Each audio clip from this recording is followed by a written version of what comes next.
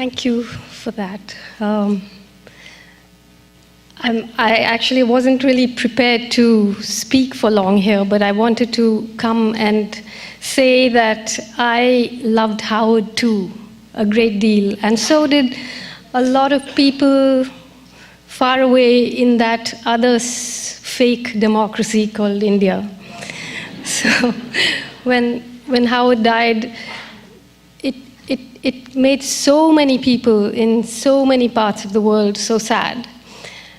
And really those were parts of solidarity which are subcutaneous. You know, even I was surprised at how many people knew him and knew his work. So the last time I spoke to him, it was just a few weeks before he died, and I said, Howard, I just wanted to tell you that I still have a crush on you. And he said, look, Arundhati, I take that sort of thing very seriously. But he died like a poet. He died swimming. Who could ask for more? I haven't been to the US for a long time. I certainly haven't been here since Change You Can Believe In came. So I wanted to just say a few words about what that kind of change looks like from my part of the world. Basically, obviously the war in Iraq hasn't ended. The war in Afghanistan has expanded hugely. It's spilled into Pakistan, and it's having very, very serious effects in India.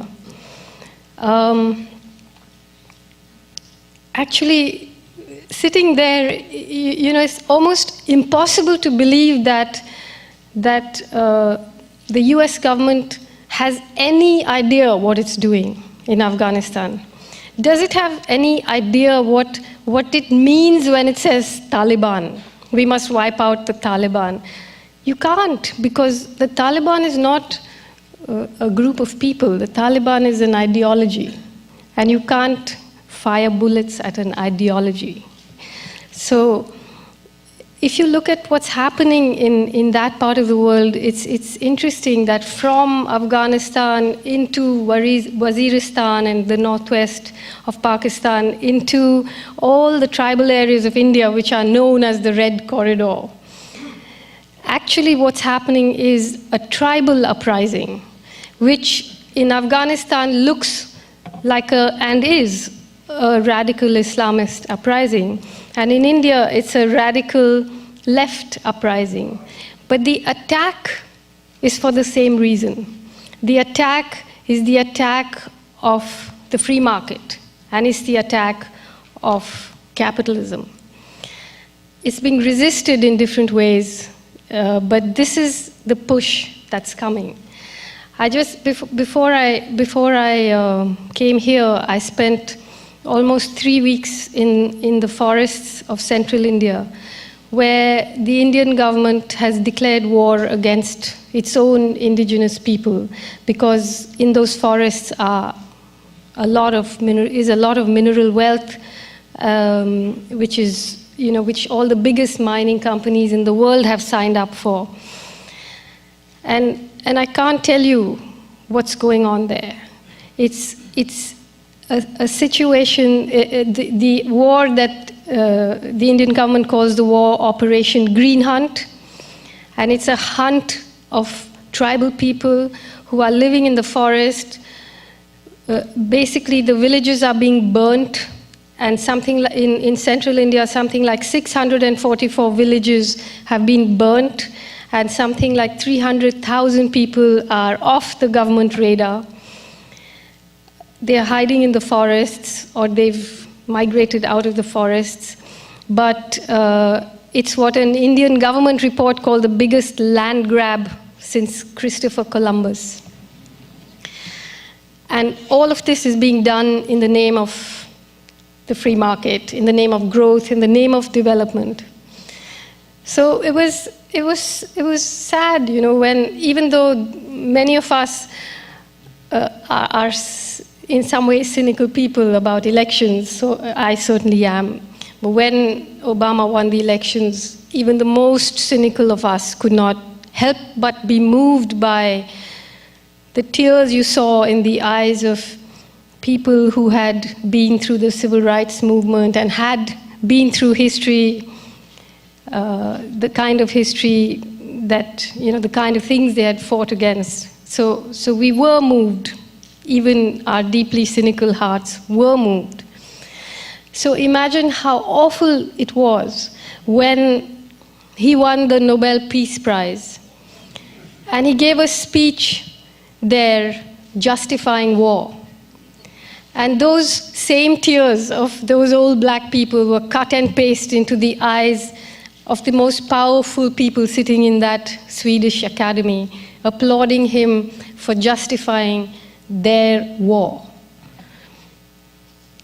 And that war is what we have to find ways of opposing, And the thing is that in places like Pakistan or in India, now it has come to a stage where none of us can oppose these things without suffering serious consequences.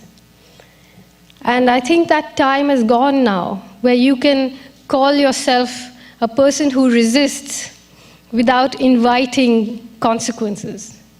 So I think all of us have to move into another stage now, where we are not frightened of the consequences. It's not a question of just marching on a weekend or distributing stickers or labels.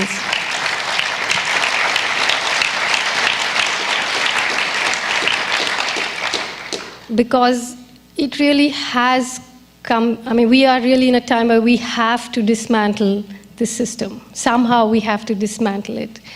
And that can only happen when we lose the fear of consequences.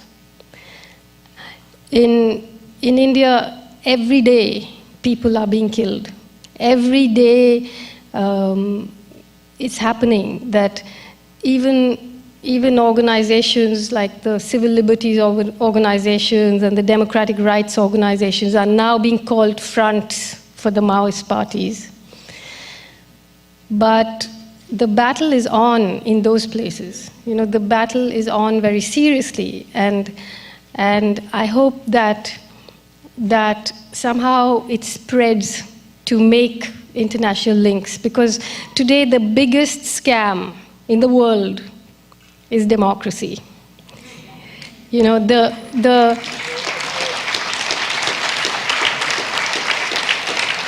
The fact is that it is countries that call themselves democracies that are administering the most vicious military occupations. So you have Palestine, you have Iraq, you have Afghanistan, you have Kashmir. In Kashmir, there are 700,000 Indian troops supervising elections and calling them, and this is a country that calls itself a democracy. We have 100,000 farmers who've committed suicide in India over the last few years because of the push of the corporate free market. And of course, people much prefer farmers committing suicide than to have to deal with suicide bombers. It's a much nicer thing. You can feel great pity for them, or such a pity, but actually I think they're quite happy if poor people would somehow find a way of killing themselves or disappearing from the picture. So I won't say more because I think everyone's come here to hear Noam speak, and I'm very honored to be here and to have said these few words to you. Thank you very much. Bye.